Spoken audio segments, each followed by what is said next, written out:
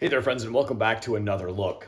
My name is Pastor Derek, and today we're going to jump into the readings for this upcoming Sunday. Our first reading is going to be from Ezekiel chapter 18.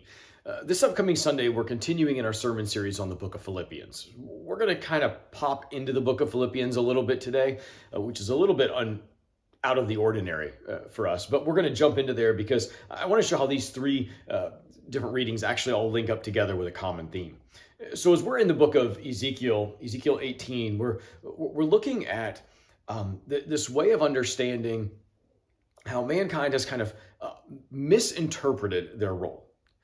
We have a tendency as human beings to try and assume a role that's not ours to assume. We do things like put ourselves in what we're going to call the God seat. So as we prepare for this reading, as we look into it, think of ways in which we have placed ourselves in the God seat. Now the God seat is this. Imagine that you're in a courtroom, and in a courtroom there are two main players. Right? There's more people there. Everyone has a function, but there are two really important people there. One is the accused person, the person who stands accused, and the second is the judge. The judge is the person who's going to make the ultimate decision on the outcome of the case. So the accused person is there to plead their case in front of the judge. Now, in the case of our lives, we are the accused. Sin makes us stand accused of wrong behavior. Whereas the judge is God. God is not the accuser. God is the judge. He is the one who's there to judge between right and wrong, whether or not the payment's been made, whether you can be declared innocent, free, guilty, not guilty, whatever the case may be. So the way we get things reversed is a lot of times in life, in the Old Testament, the people of Israel would place themselves, much like we do today, in the upside down scenario, meaning that they would put God in the accused seat and put themselves in the judge seat. Now, we're going to sit here and go, how dare they? But we do the same thing when we ask God why he does some things or why do bad things happen to good people. It's our way of flipping things upside down. So as we read over Ezekiel chapter 18, look for the ways in which Ezekiel's highlighting the fact that we've got things upside down. God's going to say here in Ezekiel chapter 18, verse 25, he says, "Yet you say the way of the Lord is not just. Hear, O Israel, hear, O house of Israel, is my way not just?" You see, that's one of the ways that we put ourselves in the God seat. It's one of the ways that we kind of flip the roles a little bit and make ourselves the judge. We look at God and we say, man, it just doesn't seem fair that fill in the blank. We've said it before. A loved one gets sick and is on their deathbed. And this loved one of ours is cherished and admired, and we're going to thoroughly miss having them around. We know that death is imminent, and we see the suffering that they're going through, and we say, how, God, could you allow this? Are you not a just God? How can my loved one suffer in this way? When people who are guilty of all sorts of crimes and do all sorts of evil, how can they get off free? You see, what's happening is we've flipped roles. We say, God, you're not just. We say, how dare you, God?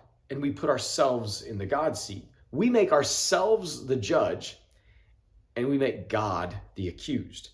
So Ezekiel chapter 18, in our readings for this upcoming Sunday, are going to focus on how we put God in the accused seat, and we take the role of judge, but this is God reassuming his right role of judge and reminding us that we stand accused. But the cool part is that when you put this text in the context of the greater scriptures, you start to see that not only do we stand accused and God is the judge, but not only is God a judge, but he's also the justifier. That means that God can declare us guilty or not guilty, but in the same way, he also will pay the penalty, pay the price to declare us innocent.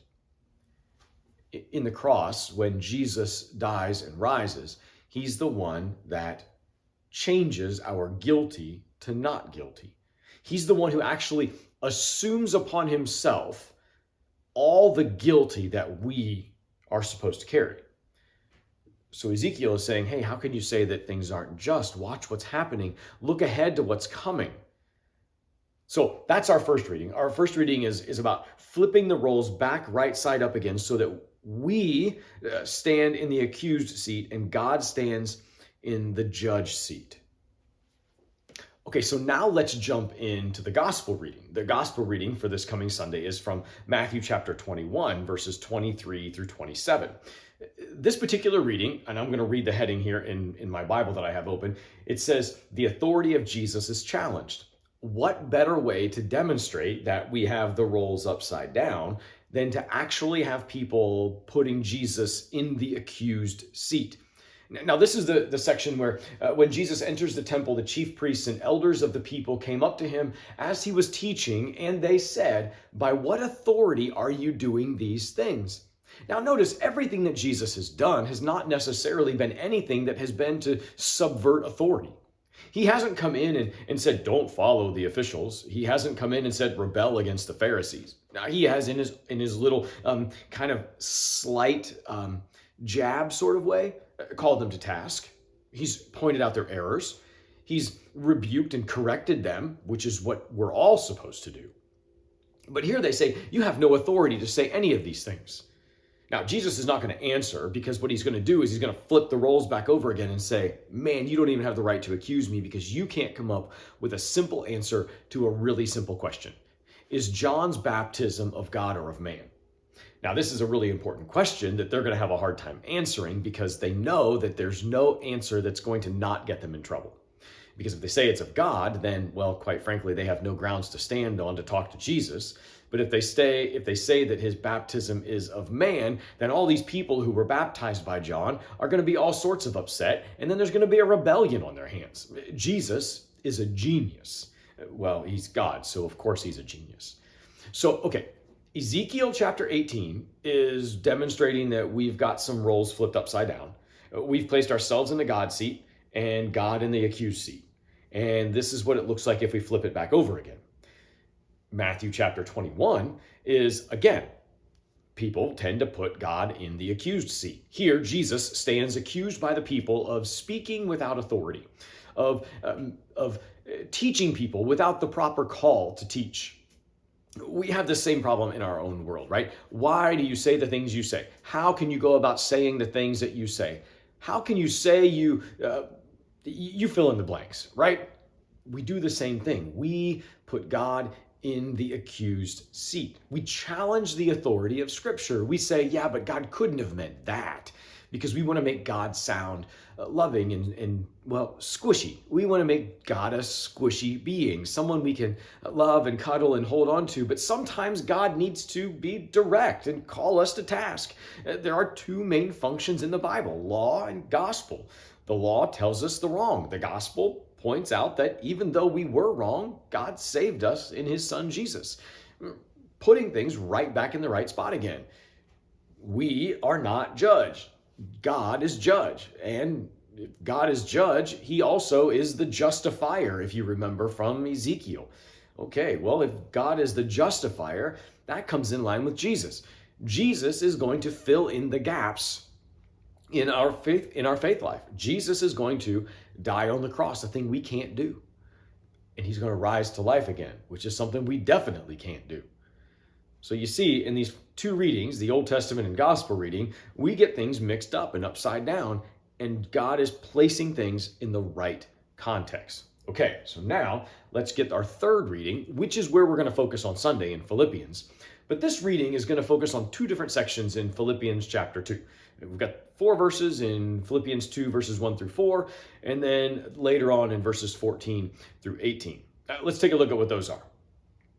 Verse 14 says, "Do all things without grumbling or disputing, that you may be blameless and innocent, children of God without blemish in the midst of a crooked and twisted generation, among whom you shine as lights in the world." You see, what Paul's doing is he's giving you practical examples of how you can live with God in the right seat. Not trying to judge other people, not trying to judge God, not trying to judge the world, but rather trying to shine light. Light serves a good purpose, right? You walk into a room and you turn on the lights so you don't stub your toe.